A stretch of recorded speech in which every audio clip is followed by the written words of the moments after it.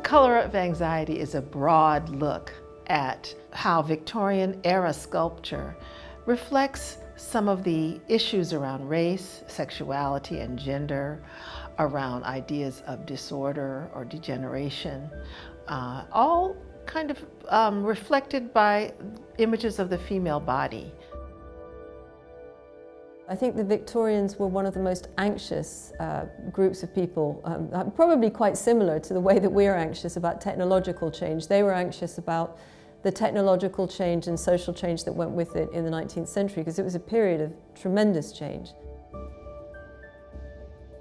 So in the late 19th century, British sculptors began to move away from the whiteness of neoclassical marble and to incorporate colour in sculptures. Using not just bronze, but also silver, gold, ivory, enamel, precious stones, mother of pearl, all sorts of strange materials. It's something that we always find in decorative art. So when color was added, it became controversial, but also became very popular in many ways. And the subjects started to change. Over the course of the 19th century, the African slave trade and the practice of slavery in the United States and the Caribbean slowly becomes abolished across Europe, but it's a very slow drip. But it is one of the most important subjects and most important issues of the 19th century.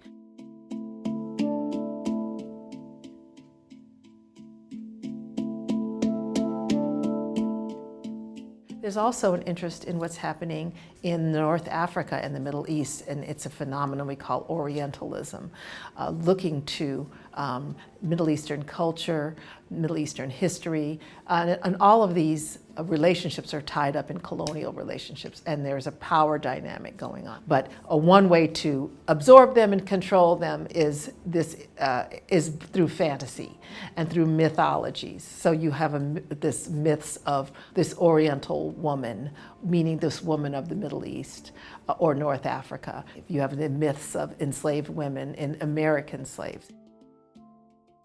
And it turns up in literature, it turns up in plays, it turns up in opera, it turns up in art.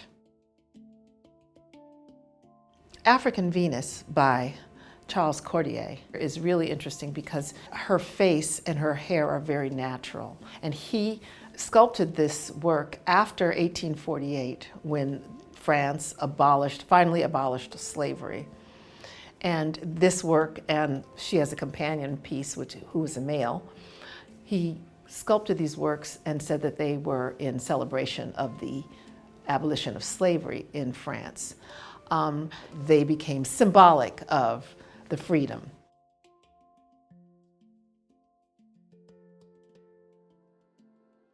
A lot of the sculptures in the exhibition are of mythological subjects.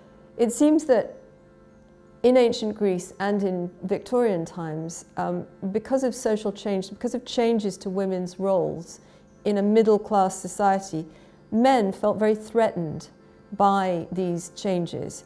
And these were very patriarchal societies. The men were very much the dominant figures. They controlled money. They pretty much controlled power, etc. And these were threats. And so we kind of see that perhaps a lot of these sculptures of women acting badly, Pandora, she unleashes evil on the world. They're sort of telling us, if you let these beautiful women get out of control, the world is going to suffer.